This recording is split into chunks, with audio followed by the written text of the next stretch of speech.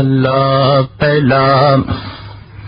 लिख लिख पढ़िया ते तां कड़िया, बहुत तीरथ भरिया ते तू लगिया। बहु किया दे दुख दिया, सोवे जिया अपना किया। अन्न खाया साध गवाया, बहु दुख पाया दूजा भाया। वस्त्र न पैरे अहनिस चेरे, मोन विगूता क्यों जागे गुर बिन सूता। पग उपे ताना अपना किया कमाना, अलमल खाई सिर छाई पाई। मूर्ख अंधे पत गवाई, ऋण नावे किछ थाए ना पाई। रहे बेबानी मड़ी मसाणी, अंध न जाने फिर पछतानी। सतगुरु भेटे सो सुख पाए, हर का नाम मन वसाए। नानक नदर करे सो पाए, आ संदेशे तेने केवल। हमें सबद जलाए पौड़ी, भगत तेरे मन भाव दे। दरसोहन कीरत गाव दे, नानक कर्मा बाहरे। दर ढो न लैनी धाम दे, एक मूल न बुझन अपना। अणहोंदा आप गणाए दे, होंदा दी का नीचदा और उत्तम जात सजाए दे। तिन मंगा जे तुझे ध्याए दे, तिन मंगा जे तुझे ध्याए दे।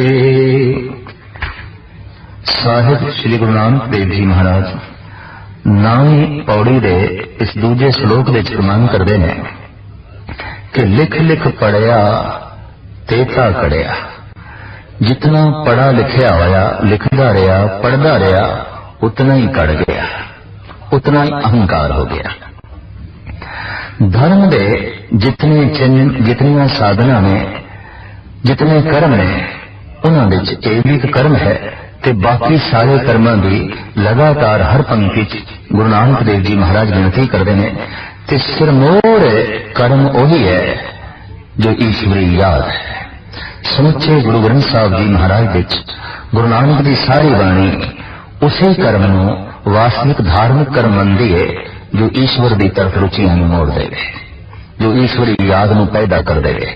चाहे वह कर्म कुछ भी है, अगर कीती हुई पूजा ने ईश्वरी सिमरन नूं जन्म नहीं दिता तो पूजा व्यर्थ। पढ़ी हुई नमाज ने अगर खुदा नाल जोड़िया नहीं तो नमाज व्यर्थ। कीते हुए कीर्तन ने अगर रब्बी उमंग नहीं पैदा की थी तो कीर्तन सुनिया, कीर्तन कीता व्यर्थ। परमात्मा की विचार कीते होया अगर करतार चेते नहीं होया, विचार विचों करतार का जन्म नहीं होया तो कीती हुई विचार, सुनी हुई विचार व्यर्थ। इस वास्ते गुरु नानक के आले दुआले दरअसल बहुत सारे लोगों का इकट्ठ नहीं हो सकिया।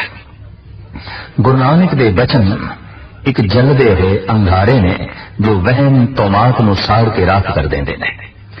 सतगुरु के कोल बैठना बड़ी औखी गल है। हाँ, लोकी बुझी हुई राख के कोल बैठ सकते हैं, ऐसी राख जो शायद मैला ही करेगी, कुछ मैल नूं धोवेगी नहीं।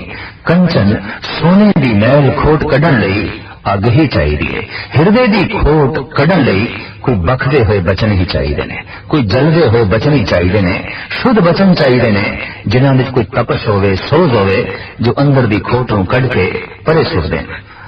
आम दार्शनिक लोग ऐसा कहते हैं कि गुरु नानक देव जी महाराज के आले दुआले दुनिया इतनी कट्ठी क्यों नहीं हो सकी।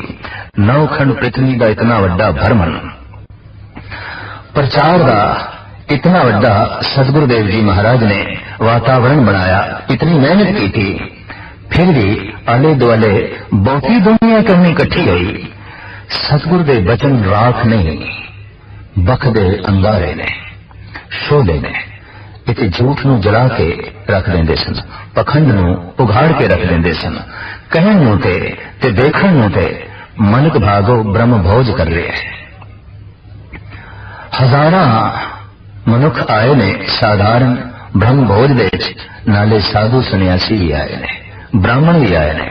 चारों पासे जय जयकार हो रही है, बहुत वड्डा ब्रह्म भोज हो रहा है। कहते ने मनक भागो दे कंन विच किसी ने खबर पाई भी नानक नाम का भी एक साधु आया है। आखो ते उन्होंने भी नौता दे दी है, उन्होंने भी बुलाई है। मनक भागो ने कहा, हाँ जब मैं ब्रह्म भोज कर रहा सारे साधुओं ने बुलाया है तो वह क्यों रह जाए, बुलाओ। कहते ने जब एहलकार गुरु नानक नूं बुलाण लई गए ने, सतगुरु इनकारी हो गए। कहने लगे नहीं, ये ब्रह्म भोज थोड़ी है, ये तो ठगी है, ये तो धोखा है। ये उस मनुख का धोखा है जो दुनिया नूं धोखा तो देंदा रहा, हुण दीन नूं धोखा देंदा है। संसार नूं ते धोखा देंदा रहा, हुण निरंकार नूं धोखा देंदा है। बंदियां नूं ते धोखा देंदा रहा, हुण खुदा नूं धोखा देंदा है। पर इनू कौन दसे तू संसार नूं धोखा दे सकदा है, निरंकार नूं नहीं। कि जिथे निरंकार नूं धोखा नहीं दिता जा सकदा, जो निरंकार नूं जाणदे ने समझदे ने उन्होंने भी धोखा नहीं दिता जा सकता। कहते ने ये वचन जब मलक भागो दे कंन विच पए तां ओह आप बुलाण लई आया। कहने लगे नहीं महाराज आप चलो। सतगुरुदेव जी महाराज कहने लगे देख ले, सानू ले जाण विच खतरा ही खतरा है। जो तू छुपा के रखे है मैं ते सब प्रगट कर देंगा। सोने दे अंदर ही खोट छुपी पई हुंदी है। अग सोने ने एक पासे करके खोट वख कर देंदी है, खोट नूं अलग कर देंदी है।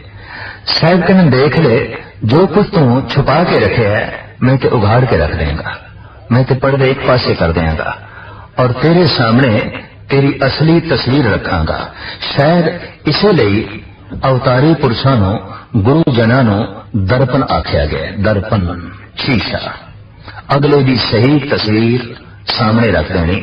जो शीशा असी देखते हाँ ये साडे सिर्फ शरीर की तस्वीर सामने रखता है, जमीर भी नहीं।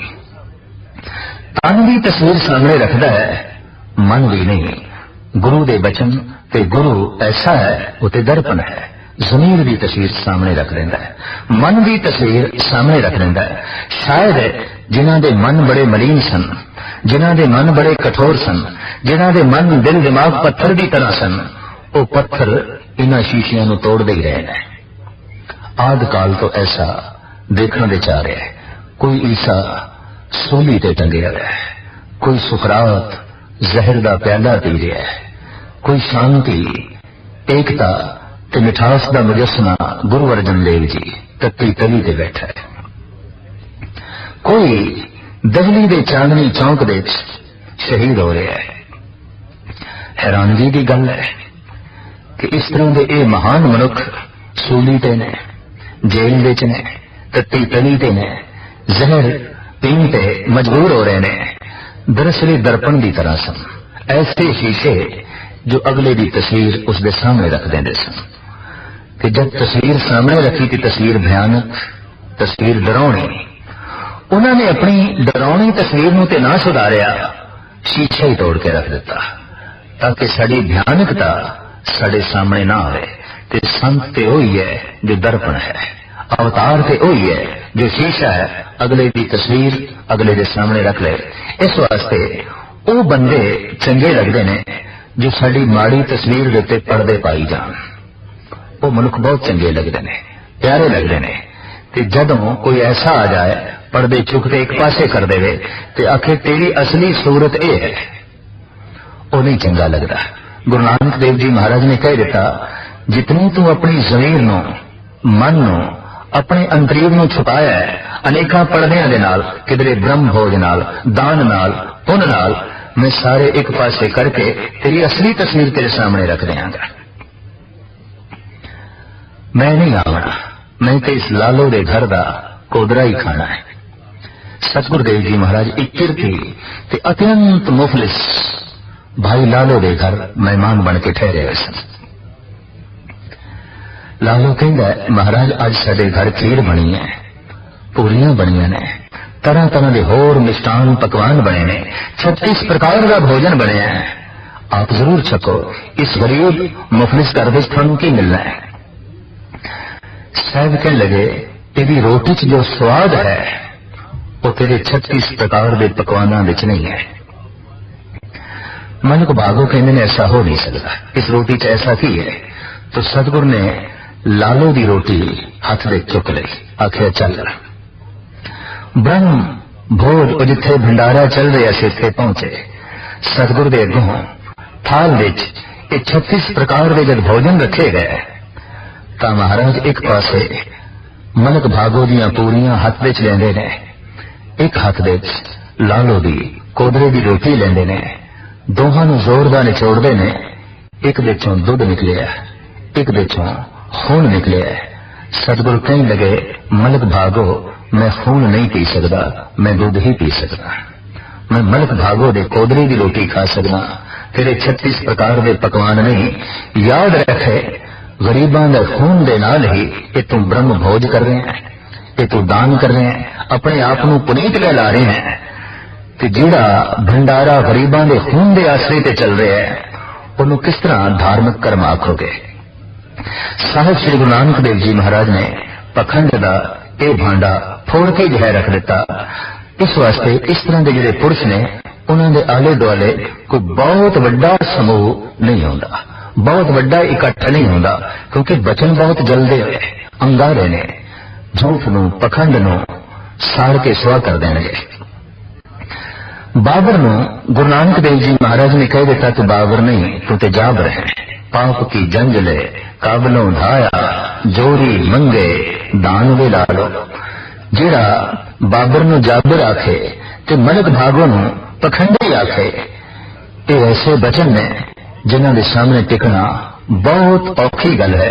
इस वास्ते साहिब श्री गुरु नानक देव जी महाराज के आले दुआले कोई बहुत वड्डा इकट्ठ जमा नहीं हो सकिया। हाँ, राख दे आले दुआले बहुत वड्डे इकट्ठ देखने को मिलते हैं। क्यों?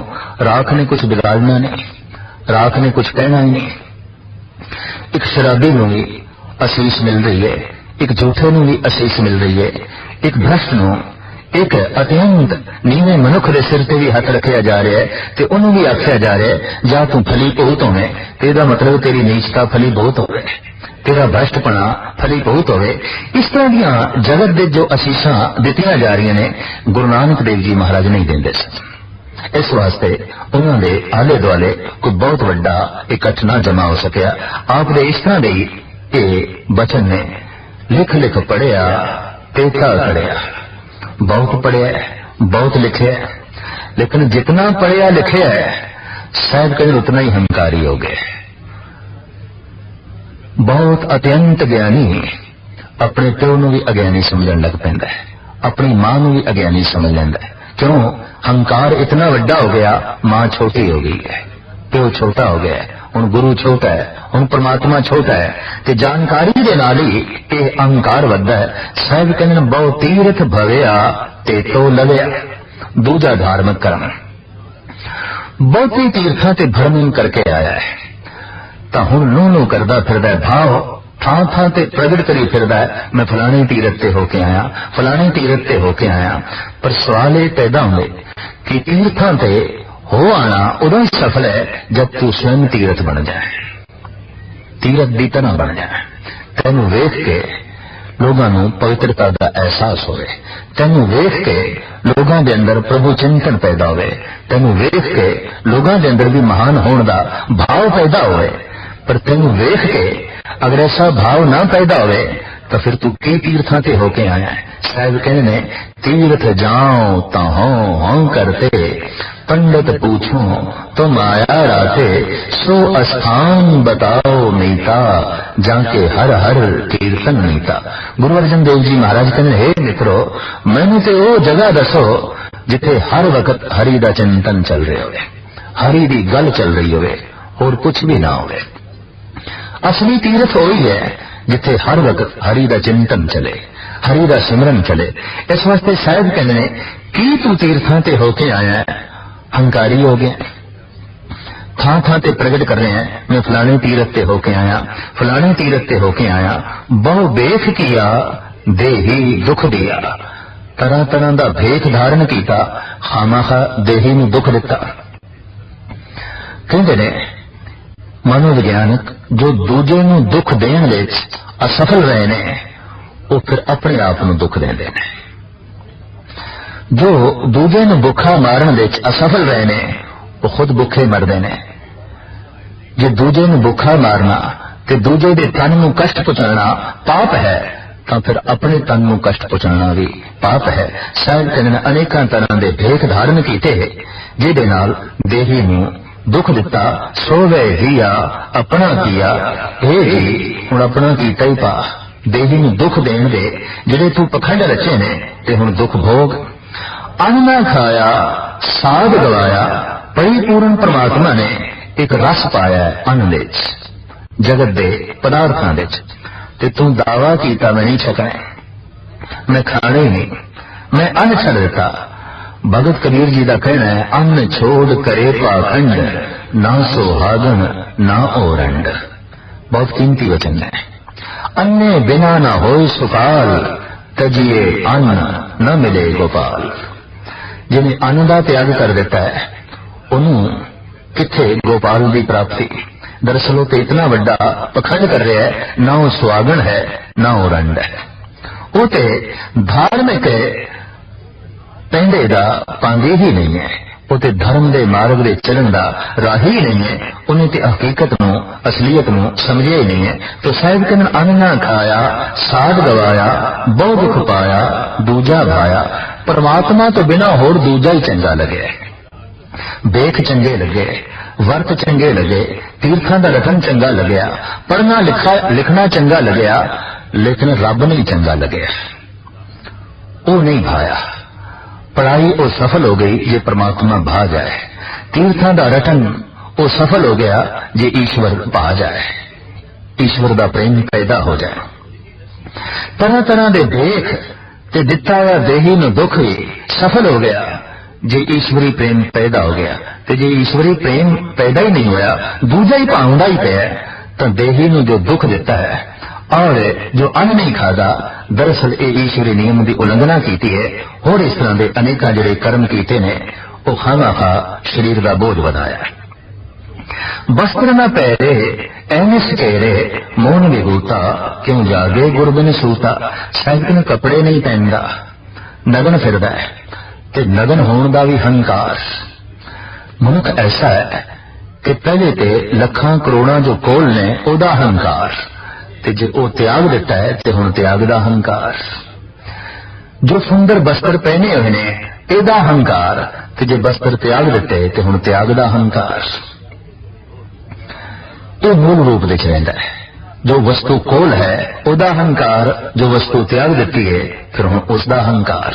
जद मनुख कहंदा है कि मैं लखां नूं लत मार के सन्यासी बनिया, तो कहना पैंदा है ढंग नाल लत नहीं मारी, लत नाल ही चंबड़ के रह गए ने। तां ते जिक्र किया जा रहा है, वरना कोई मनुख अपने घर विच कूड़ा करकट कढ़ के बाहर सुट देवे तो ढंडोरा थोड़ी पिटदा पिया कि मैं अज घर विचों कूड़ा करकट इकट्ठा करके बाहर सुटे। इसका ढंडोरा पिटण की लोड़ नहीं पैंदी, इसका बखान करने की लोड़ नहीं पैंदी। अगर तू एक गलत नाजायज कोई गंद समझिए ते हृदय चो कढ़िए, ओदा ढंडोरा कादा पिटना, ओदा शोर शराबा कादा। ये शोर शराबा ही दसदा है कि तेनू मिलिया कुछ नहीं, तेनू प्राप्त होया कुछ नहीं। शायद दिन रात जलदा फिरदा हंकार विच, कहंदा मैं ते कपड़े पहनदा ही नहीं, खामखा दुख उठा रहा है सर्दी का गर्मी का। मौन भी गुरता क्यों जागे गुरबिन सूता। लंबा मौन धारण किया है, बोलना ही नहीं। हकीकत है अगर वाकई मौन नाल परमात्मा मिलता तो ईश्वर ने जबान देनी ही नहीं सी। फिर दरख्त सारे ही मौनी ने, जीव तो इन्हां दे च भी है, बोलते हो नहीं ने। इन्हां नूं ते प्रभु मिलना ही चाहिए, परमात्मा मिलना ही चाहिए। साहिब कहते ने ये हुण गुरु द मत तो बिना, गुरु की शिक्षा तो बिना किवें जागे कि केवल मौन धारण करने नाल प्रभु की प्राप्ति नहीं है, परमात्मा की प्राप्ति नहीं है। जबान नूं तो चुप कर छड़िया, मन अंदर बोलता पिया है। तो मौन का तो मतलब इतना ही सी कि मन खामोश होवे, मन चुप होवे, बारों ही जोर है जबान चुप होवे। और जितनी जबान नूं चुप करने की कोशिश करी दिए उतना ही मन ज्यादा बोलता है। मोनिया दा मन जितना ज्यादा बोलता है, आम बोलने वालियां दा मन इतना ज्यादा नहीं बोलता। ये हकीकत है, ये बहुत बड़े तजर्बे किए गए ने। क्यों कि जबान का सारा बोझ भी मन नूं ही करना पैंदा है। इस वास्ते मोनिया के मन विच जितने फुरने चलते ने, इतने आम बोलने वालियां दे मन विच फुरने नहीं चलते, क्योंकि शक्ति कुछ बोलदियां निकल गई। मोनी की शक्ति के अंदर बनी रही, इस वास्ते ओदा मन बहुत बोलता है, बहुत बोलता है। शायद कहने गुरु तो बिना ये गल इस नु किवें समझ आवे, ये किवें सुचेत होवे कि मौन ते मन दा हुंदा है, तन दा थोड़ी। पग उपे ताना अपना किया कमाना, पैरां दे जुत्ती नहीं पांदा। शायद कहने अपना ही कीता पावे, दुख सहारेगा, किधरे कंडे लगणगे, किधरे कंकर लगणगे, किधरे जमीन ठंडी है, किधरे जमीन गर्म है। अनमल खाई सिर छाई पाई, झूठा मंग मंग के खादा है। सिर विच स्वाह पाई है, सुच्चे भोजन का त्याग करके, किरत विरत तो बने भोजन का त्याग करके, घर घर विच टुकड़े मंग के जो झूठे परूते उन्हें खाद्या और सिर विच स्वाह पाई। इस ढंग नाल जीवन बतीत किया ते आख्या मैं धार्मिक कर्म कर रहा। साहब कहने नहीं, धार्मिक कर्म नहीं करया, वास्तव तू सिर विच स्वाह ही पाई है और कुछ नहीं है। मूर्ख अंधे पत गवाई। इस तरह के अज्ञानी ने, इस तरह के मूढ़ ने अपनी इज्जत ही गवा ली। अध्यात्मिक शांति प्राप्त ना हुई, बेख ही बेख रह गया। विण नावे किछ थाए न पाई, नाम तो बिना दरगाह विच थां की प्राप्ति होई ना, टिकाणे की प्राप्ति होई ना।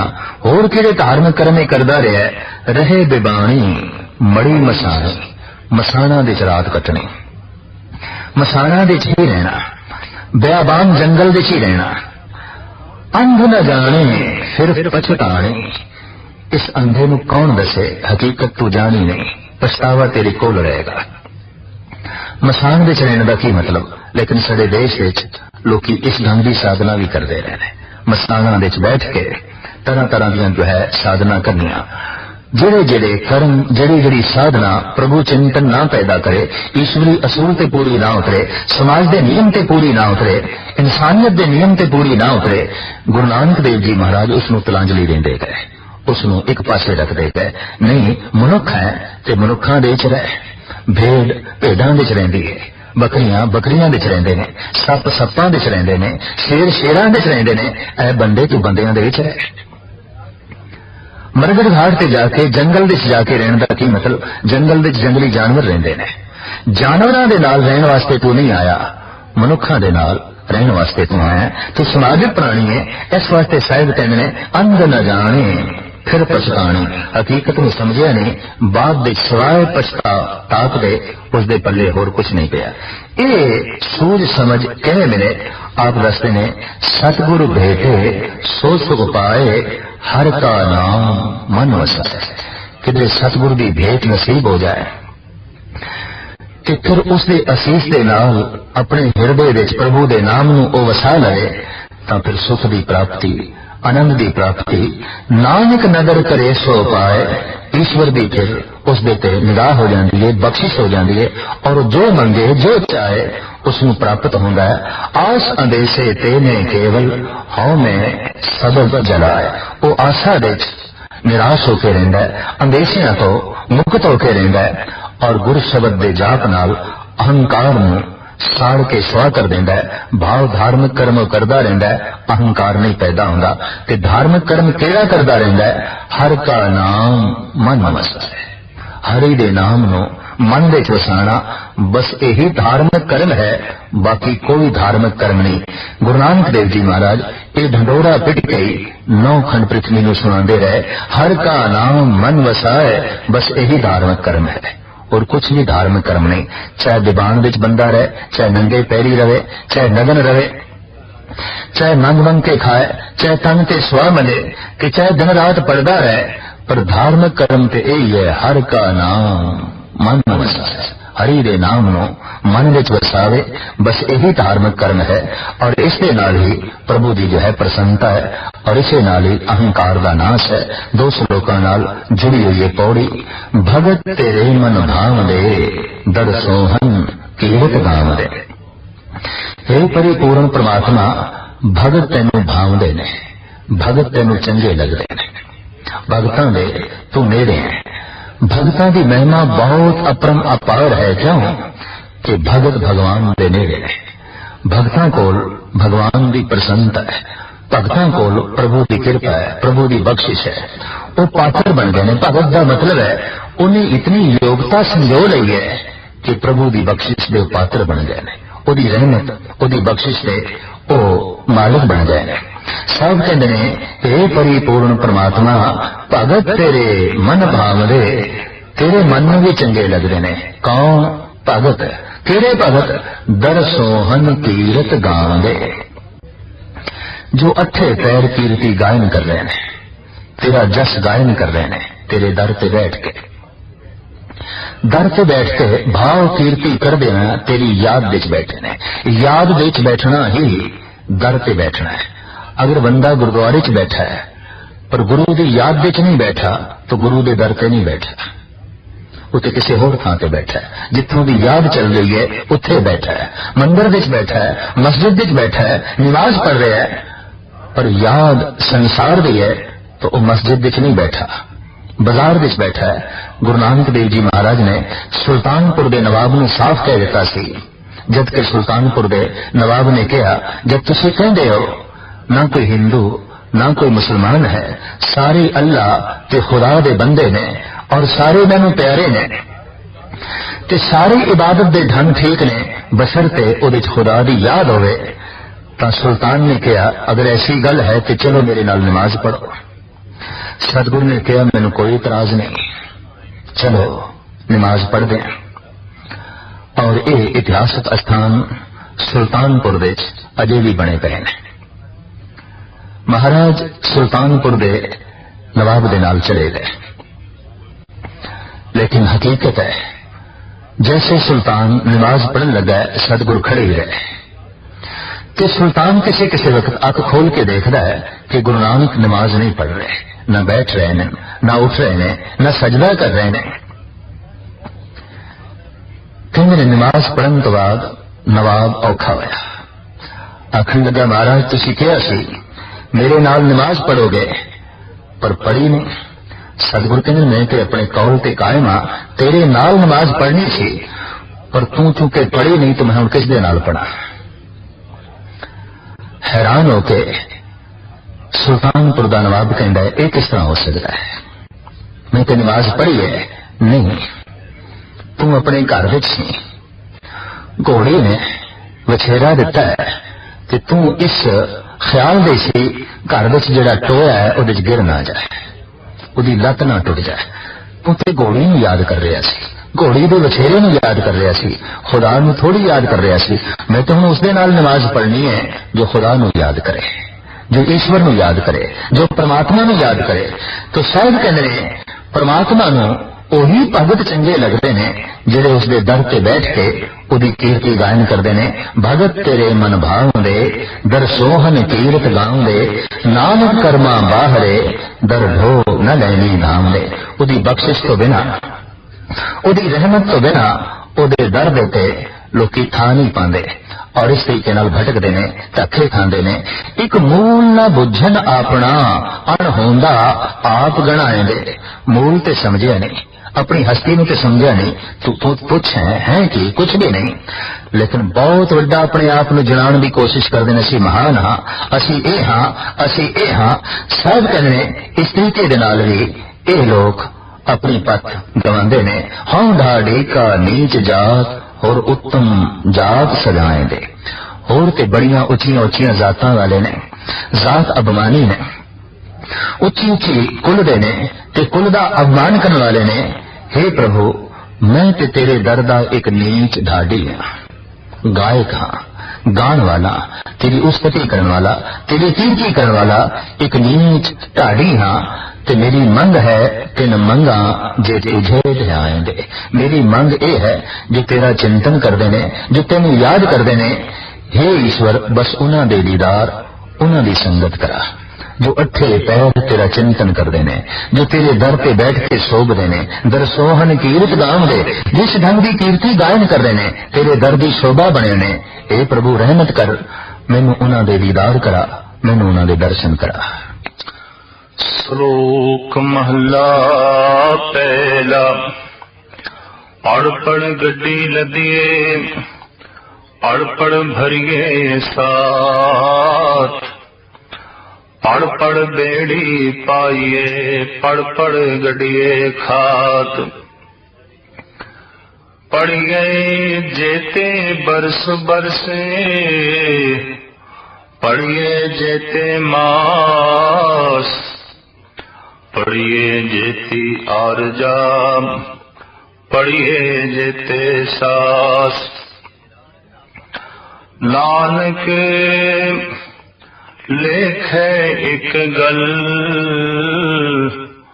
होर हों में झकना झाक। आसा दीवार दी 9वीं पौड़ी, जिस दे पहले पातशाह जगत गुरु बाबा साहिब श्री गुरु नानक देव जी महाराज 2 श्लोक जो पौड़ियां दे नाल जोड़े ने, अगम्य विचार प्रस्तुत करते ने। मूल पंक्ति है, नानक लेखे एक गल, होर हों में झकना झाक।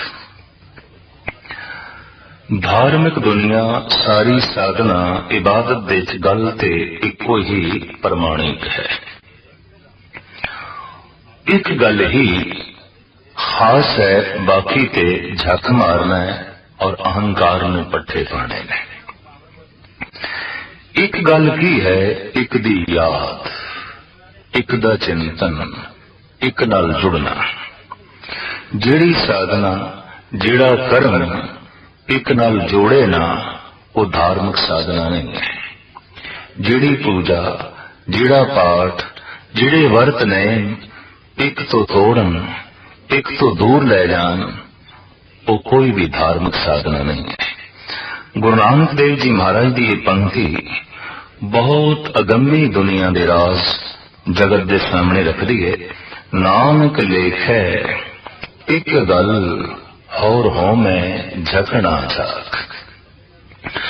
उस एक गल तो बिना जितना भी ज्ञान है वो अपने अहंकार नूं वधाना है। एक दा चिंतन होवे तां ज्ञान सहायक होंदा है, मददगार होंदा है।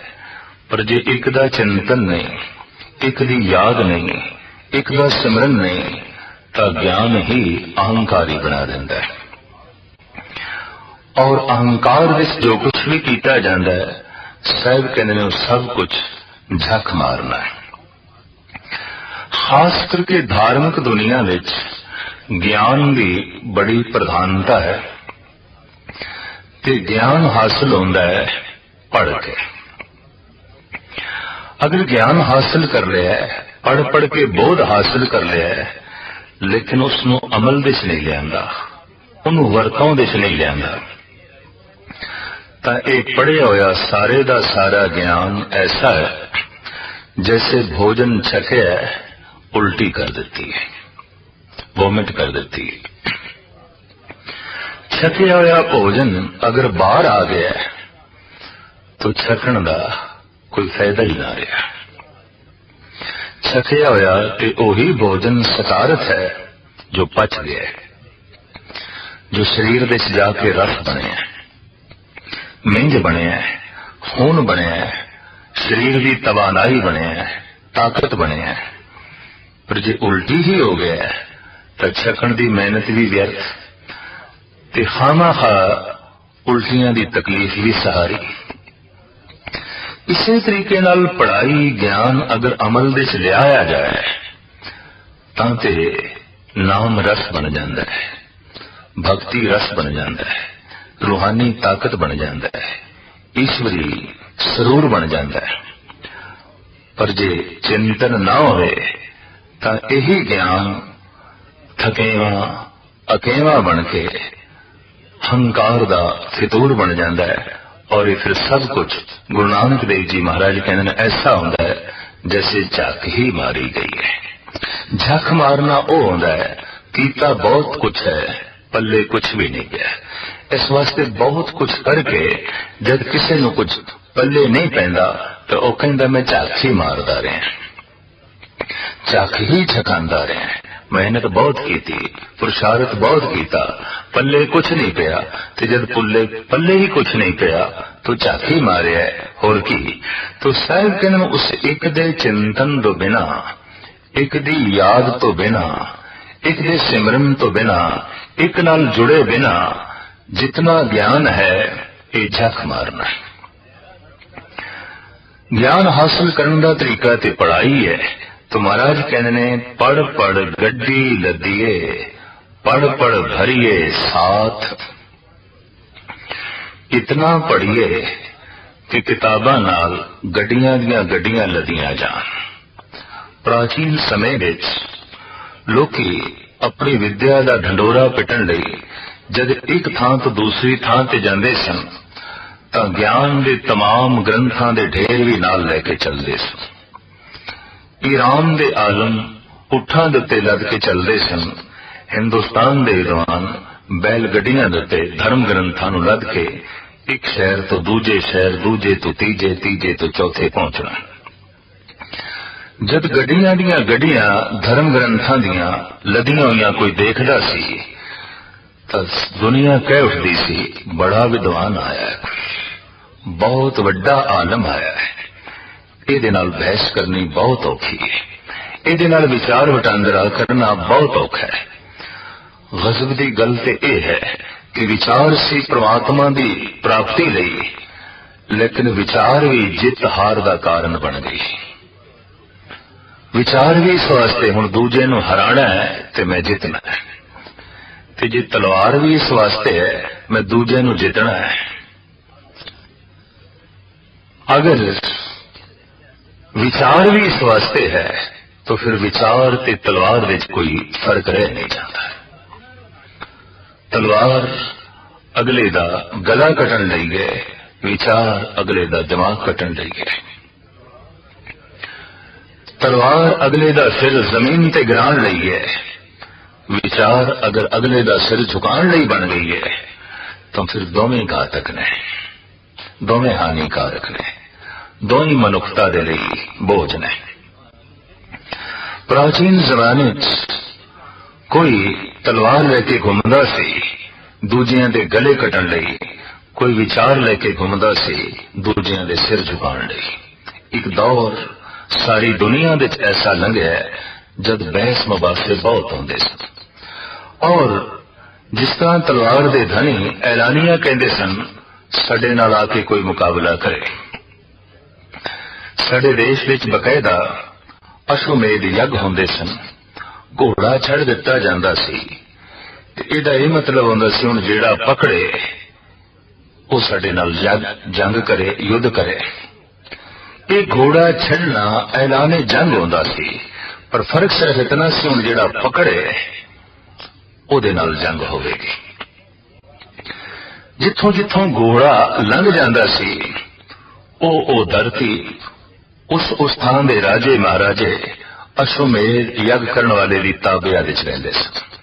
ये अपनी तलवार दा जोर थां थां ते दिखाण दा एक तरीका हुंदा सी, और जद कोई घोड़ा पकड़ लेंदा सी घमसान दा युद्ध हो जांदा सी, गले बेशुमार कट जांदे सन।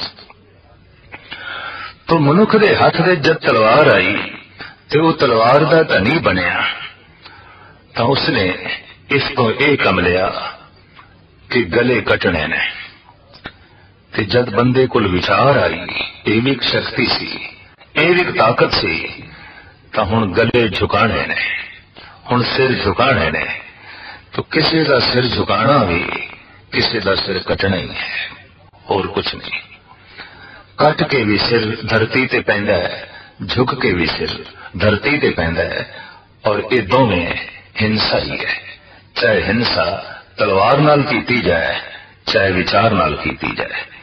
देखण विच आया कोई लिख के हिंसा करदा है, कोई बोल के हिंसा करदा है, और कोई तरह तरह दे फिलसफे विचारां दे नाल ਦੂਜਿਆਂ ਦੇ ਵਿਚਾਰ ਖੰਡਨ ਕਰਨ ਦੀ ਕੋਸ਼ਿਸ਼ ਕਰਦਾ ਹੈ, ਦੂਜਿਆਂ ਦੀ ਜ਼ਮੀਰ ਤੇ ਚੋਟ ਮਾਰਨ ਦੀ ਕੋਸ਼ਿਸ਼ ਕਰਦਾ ਹੈ। ਵਿਚਾਰ ਇਸ ਲਈ ਨਹੀਂ ਸੀ। ਵਿਚਾਰ ਤੇ ਸੀ ਇੱਕ ਜਲਦਾ ਹੋਇਆ ਦੀਪਕ, ਜਿਹਦੇ ਨਾਲ ਮਾਰਗ ਨੂੰ ਵੇਖਿਆ ਜਾ ਸਕੇ, ਘਰ ਵਿੱਚ ਚਾਨਣਾ ਹੋਵੇ।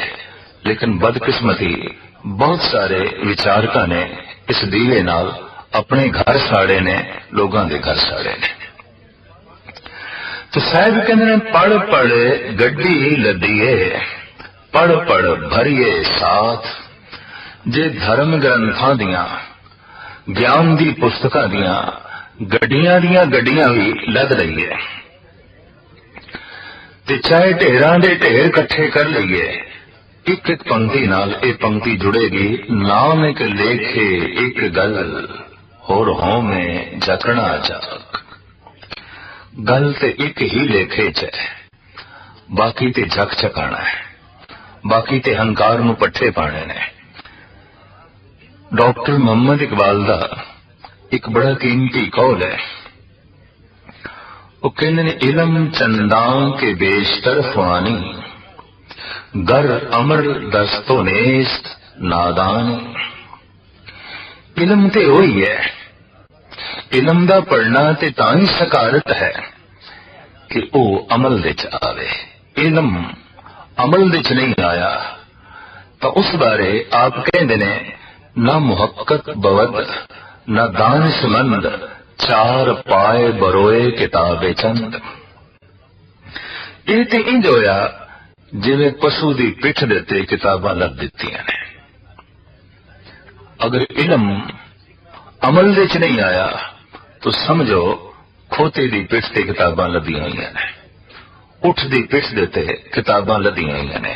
बैल किताबां दा भार ढो रहा है। फर्क की पैंदा है अगर खोता भार ढोवे या मनुख अपने दिमाग दे उस ज्ञान नूं चुक के ते भार ढोई फिरे। हकीकत ते यह सी कि जिहड़े बैल विचारे पोथियां ढोंदे सन, हकीकत दे च विचारकां दे दिमाग दे उत्ते इन्हां पोथियां दा बोझ सी ते ढोई फिरदे सन। ज्ञान ते सी जो जन्मां जन्मांतरां दे संस्कारां नूं एक पासे कर देवे ते ज्ञान स्वयं बोझ बन जावे, भार बन जावे। अज दी सदी अजोकी सदी तां इंज कहना पएगा ज्ञान दे भार तले ही दब के रह गई है। और ये मनना पएगा कि अजोकी सदी जितनी ज्ञानी है, पहलियां सदियां इतनियां ज्ञानी नहीं सन। अजोकी सदी जितनी अहंकारी है, पहली सदियां इतनियां अहंकारियां नहीं सन। क्योंकि अहंकार लई जानकारी चाहिए, इतनी जानकारी नहीं सी। अज ते व्यापक जानकारी बंदे कोल है। सागर दी जानकारी, पहाड़ां दी जानकारी, दरियावां दी जानकारी, मुल्कां दी जानकारी, मनुखां दी जानकारी, पशु पक्षियां दी जो है जानकारी, सूरज चंद तारे ग्रह नक्षत्रां दी जानकारी, तरह तरह की जानकारी दे अंबार मनुख ने जो है ला दिते ने। और ये सारे दा सारा बंदे दे दिल दिमाग देते बोझ बन के रह गया। क्यों कि जानकारी फितूर बन गई है, जानकारी अहंकार बन गई है, जानकारी बोझ बन गई है। साहिब कहते ने पढ़ पढ़ के धर्म ग्रंथां दियां पोथियां दा अगर गड्डियां दियां गड्डियां लद लईयां जान, ढेरां दे ढेर ला दिते जान, तां भी नाम एक लेखे एक गल, और हों में झकना झाक। साहब अगे कहते ने पढ़ पढ़ बेड़ी पाइए, पढ़ पढ़ गड्डिए खाद।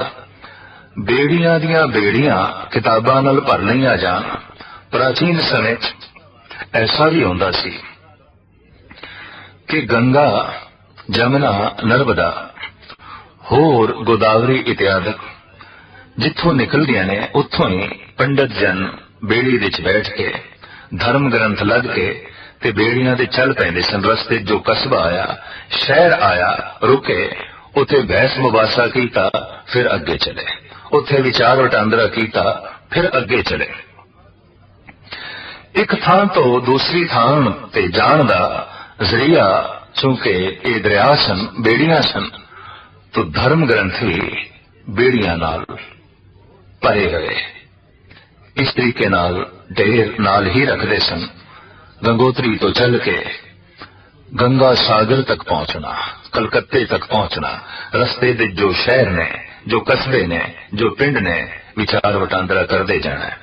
ते गजब दी गल यह आउंदी सी कि विचार दे जिहड़ा हार जांदा सी उसदे सारे धर्म ग्रंथ खोले जांदे सन, ਉਹਦੀਆਂ ਸਾਰੀਆਂ ਕਿਤਾਬਾਂ ਖੋਲੀਆਂ ਜਾਂਦੀਆਂ ਸਨ। इस तरीके नाल बेड़ियां दे किताबां दा ढेर लगदा जावे। जो उसने लिखिया हुंदा सी, जो उसने किताबां पढ़िया हुंदियां सन, सब उसदे कोल खोलिया जांदा सी। ज्ञान चर्चा दा मतलब यह सी कि हुण जितना तेरे कोल ज्ञान दा साधन है ये खो लिया जाएगा। दो तलवार दे धनी पुराने सूरमे जद लड़दे सन, राजे महाराजे, जेदी तलवार टुट गई, जेदी तलवार गिर गई, ओदी सल्तनत खो ली जांदी सी, ओदा राजपाट खोलिया जांदा सी। हू बहु यही नियम विचार दी दुनिया दे चलदा रहा। विचार वटांदरा करदियां करदियां जो हार गया ओदे विचार दे ग्रंथ, ओदे विचार दे साधन सारे खोले जांदे सन। इस तरीके नाल भारत देश विच ही नहीं, समुची दुनिया विच सिर्फ तलवार दे नाल ही हिंसा नहीं चलती रही, विचार दे नाल भी बहुत व्यापक रूप दे हिंसा चलती रही है। और हैरानगी की गल है, तलवार सी अपनी रक्षा लई, हिंसा लई नहीं। विचार सी अध्यात्मक उन्नति लई, किसी नूं हराण लई नहीं। लेकिन कोई तलवार दे धनी चल पे जित हासिल करन लई, कोई विचार दे धनी चल पे जित हासिल करन लई। कोई तलवार नाल एक दा गला कट के जमीन ते गिराई जांदा है, कोई अपनी विचार शक्ति नाल अगले दा गला झुकाई जांदा है, अगले दा सिर झुकाई जांदा है। और ये हकीकत है कि सिर कटना ते सिर झुकाना इक्को ही गल है। किसी दा सिर कट के जमीन ते गिरा देता है, ते किसी दा सिर इतना शक्तिशाली विचार पेश कीता है कि झुक गया है। और झुकाया है ये नीयत सी, तो यह भी गला ही कटे है। बड़ी व्यापक रूप दे साडे देश विच तलवार दे नाल ते हिंसा होंदी रही, विचार दे नाल भी हिंसा होंदी रही, बड़ी प्रबल रूप विच। कहंदे ने कुछ मजहब इस ढंग नाल फैले कि उन्हां कोल तलवार सी और साफ कह दिता तलवार नेड़े है, तू सिर झुकाना है कि नहीं। तो तलवार नाल गर्दना झुकाइया गई थां थां ते। और इस तरीके नाल अपनी तलवार दे जोर दे नाल अपनी उम्मत वधाई गई। दूसरा दौर ऐसी विचार दी शक्ति, मेरे विचार ताकतवर ने, मेरे विचारां च शक्ति है, मेरे विचारां च बल है, तू मेरे विचार मनदा है या नहीं, जे नहीं मनदा तो मेरे नाल विचार वटांदरा कर। ते अगला ज्यों हार जांदा सी, उहदे धर्म ग्रंथ खो लेने, उहदा सिर झुका देना। और इस तरीके दे नाल विचार दे आसरे ते व्यापक हिंसा चलती रही।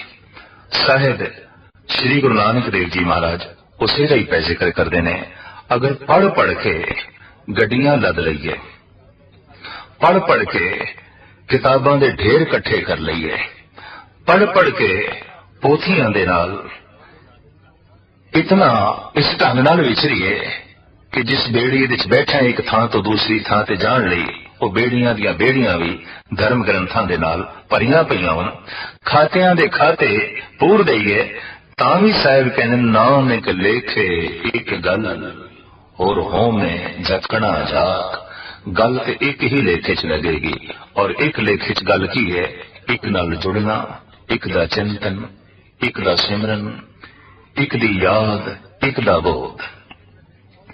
साहब अगे चल के कहंदे ने, पढ़ पढ़ बेड़ी पाइए, पढ़ पढ़ गढ़िए खाद, पढ़िए जेते बरस बरस, पढ़िए जेते मास। ऐसी भी पढ़ाइयां ने और अज भी ने धार्मिक, जिन्हां दे पढ़न लई 35-40 साल की जिंदगी चाहिए। जीवन दा अद्धा समा अगर पढ़न दे विच ही लंघ गया, सिर्फ पढ़न दे विच, तां बाकी जो जीवन बचदा है उन्होंने अमल दे लियाण लई बहुत औखियाई इकट्ठी होवेगी। कारण कि 40 साल दे संस्कार सिर्फ पढ़न दे वो इतना गुबार वधा देणगे, ਉਹ ਇਤਨਾ ਫਿਤੂਰ ਵਧਾ ਦੇਣਗੇ, ਉਹ ਇਤਨਾ ਹੰਕਾਰ ਵਧਾ ਦੇਣਗੇ ਕਿ ਉਸ ਇਲਮ ਨੂੰ ਅਮਲ ਵਿੱਚ ਲਿਆਣਾ ਹੀ ਕਠਿਨ ਹੋ ਜਾਏਗਾ। ਇਸ ਵਾਸਤੇ ਦੁਨੀਆ ਭਰ ਦੇ ਆਲਮਾਂ ਨੇ ਕਿਹਾ ਨਾਲ ਇਲਮ ਹਾਸਲ ਕਰਦੇ ਜਾਓ, ਉਸੇ ਇਲਮ ਨੂੰ ਉਸੇ ਵਕਤ ਹੀ ਅਮਲ ਵਿੱਚ ਲਿਆਂਦੇ ਜਾਓ, ਤਾਂ ਹੀ ਉਹ ਸਾਰਥਕ ਹੈ। ਜਿਹੜਾ ਭੋਜਨ ਛਕ ਰਹੇ ਹਾਂ ਇਹ ਸਹਿਜੇ ਸਹਿਜੇ ਉਸੇ ਸਮੇਂ ਤੋਂ ਹੀ ਹਜ਼ਮ ਹੋਣਾ ਚਾਹੀਦਾ ਹੈ, ਹਜ਼ਮ ਹੋਣਾ ਸ਼ੁਰੂ ਹੋਣਾ ਹੀ ਚਾਹੀਦਾ ਹੈ। ਅੱਜ ਛਕੀ ਹੈ ਭੋਜਨ ਤੇ 40 ਸਾਲ ਤੋਂ ਬਾਅਦ ਹਜ਼ਮ ਹੋਵੇ, 40 ਸਾਲ ਉਸ ਦਾ ਬੋਝ ਉਠਾਉਣਾ ਤੇ ਮੌਤ ਹੋ ਜਾਏਗੀ, ਮਨੁੱਖ ਜੀ ਨਹੀਂ ਸਕੇਗਾ। ਅਸੀਂ ਦੇਖ ਰਹੇ ਹਾਂ ਕਿ ਭੋਜਨ ਖਾਦਾ ਅਗਰ ਉਹ ਪੇਟ ਦੇ 4 ਦਿਨ ਵੀ ਪਿਆ ਰਿਹਾ ਕੋਈ ਰੋਗ ਨੂੰ ਪੈਦਾ ਕਰੇਗਾ, ਮੰਜੇ ਤੇ ਲਿਟਾ ਦੇਗਾ, ਮਨੁੱਖ ਦਾ ਚੱਲਣਾ ਔਖਾ ਹੋ ਜਾਏਗਾ। 40 ਸਾਲ ਦਾ ਗਿਆਨ ਔਰ ਇਤਨਾ ਵੱਡਾ ਗੁਬਾਰ ਉਹਨੂੰ ਅਮਲ ਵਿੱਚ ਲਿਆਂਦਾ ਹੀ ਨਹੀਂ ਤਾਂ ਅਧਿਆਤਮਕ ਮੌਤ ਤੇ ਹੋ ਹੀ ਜਾਏਗੀ। इकबाल शायद तभी कहने निकल जा अकल से आगे के ये नूर चिरागे राह है मंजिल नहीं है। एक रस्ते की रोशनी है, मंजिले मकसूद नहीं है। भगत कबीर भी कहते हैं कि हिरदे कपट मुख ज्ञानी झूठे कहां बिलोवस पानी। जो ज्ञान अमल विच नहीं आया, कबीर कहते हैं ये पानी का रिड़कना है, सिर्फ पानी का रिड़कना। और बंदा पानी दे रेड़का पाई जावे मक्खन ते निकलना ही नहीं, हकीकत है और ये बहुत बड़ी सच्चाई है। एक शब्द है गुरु ग्रंथ साहब जी महाराज दे जो भगत कबीर ते गुरु अर्जन देव जी महाराज का इकट्ठा ही लिखे हुआ है। कुछ शब्द ऐसे हैं कि भगतां दे गुरुआं दे इकट्ठे ही ने। इस शब्द का सिरलेख है गौड़ी श्री कबीर जी नाल रलाए लिखिया महला पंजवा। एक ऐसा शब्द जो कबीर का उच्चारण किया हुआ है पर नाल कुछ वाक ने गुरु अर्जन देव जी महाराज थे।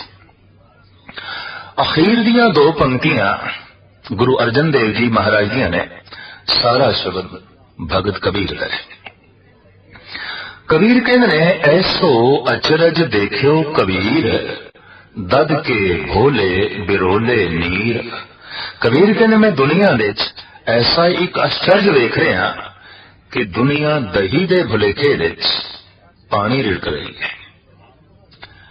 दुनिया परमात्मा दे भुलेखे विच बस ज्ञान नूं ही विचार नूं ही परमात्मा समझ के ते विचार इकट्ठे कर दी जाती है। विचारां दा संग्रह, धर्म ग्रंथां दा संग्रह, पोथियां दा संग्रह और इनू समझ लिया कि परमात्मा की प्राप्ति है, बहुत वड्डे रूप में परमात्मा मिल गया है। कबीर कहते नहीं, इतनी जानकारी वध गई, बौद्धक सतल वध गया, लेकिन जिसकी जानकारी है ओते कोल नहीं है, ओदी प्राप्ति ते ना हुई। ऐसो अचरज देखियो कबीर दद के भोले बिरोले नीर। अगां चल के बहुत कीमती वचन आप कहते हैं, कहो कबीर प्रगट बई खेल ले ले को चूंगे नित भेड़। अक्सर तो ऐसा होता है कि लेला ही भेड़ नूं चूंगदा है, बच्चा ही मां नूं चूंगदा है, पर मां बच्चे नूं चूंग रही है। इत्थे भेड़ लेले नूं चूंग रही है, जिस लेले कोल अस्थन भी नहीं, दुध भी नहीं, ते चूंग रही है। दरअसल मनुख ने बौद्धिक बल हासिल किया, ज्ञान हासिल किया पढ़ पढ़ के, ते हुण उसे ज्ञान च रस माणन लग पवे, उसी जानकारी विच रस माणन लग पवे भी ये जानकारी मेरी महान है, और उसे दा ही फितूर खड़ा कर देवे, उसे दा ही हंकार खड़ा कर देवे, तो कबीर कहने इत्थे लेले नूं चूंगना है। ये अध्यात्मक रस्ते प्राप्त नहीं होगा। अध्यात्मक रस्ते प्राप्त होवे ओ गुरु अर्जन देव जी महाराज दसते ने रास दे रहस्य दे जिहड़ी गल कबीर ने आखी है उन्होंने खोल देने गुरु अर्जन देव जी महाराज। राम रमत मत प्रगटी आए कहो कबीर गुरु सो जी पाए। ऐ कबीर विचार हासिल करके अगर राम दा रमण शुरू कर दिता जाए, जबान नाल उसका जाप भी शुरू कर दिता जाए, उदी याद भी आरंभ दिती जाए, तो फिर ਉਹ ਮਤ ਪ੍ਰਗਟ ਹੋ ਜਾਂਦੀ ਹੈ ਕਿ ਬੰਦਾ ਗਿਆਨ ਦੇ ਆਸਰੇ ਪ੍ਰਮਾਤਮਾ ਤੱਕ ਪਹੁੰਚ ਜਾਂਦਾ ਹੈ।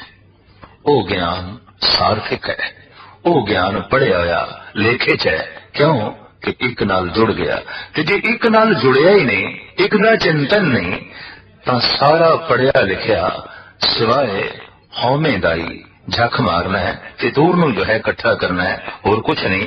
पढ़िए जेते बरस बरस, पढ़िए जेते मास, पढ़िए जेती आरजा, पढ़िए जेते सास। जितनी उम्र है, जितने श्वास ने, एक एक श्वास पढ़ाई दे बंदा हासिल करे। ऐसा दौर भी लंघदा है, और कुछ व्यक्ति ऐसे भी होंदे ने जिन्हां दी जिंदगी का निशाना ही यही होंदा है, इकट्ठा करी जाओ ज्ञान।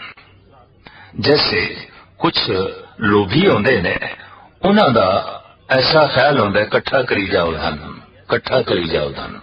शोम लई बिरतियां यही ने, इकट्ठा करी जाओ धन। और दूसरे पासे हंकारी लई यह है इकट्ठी करी जाओ जानकारी।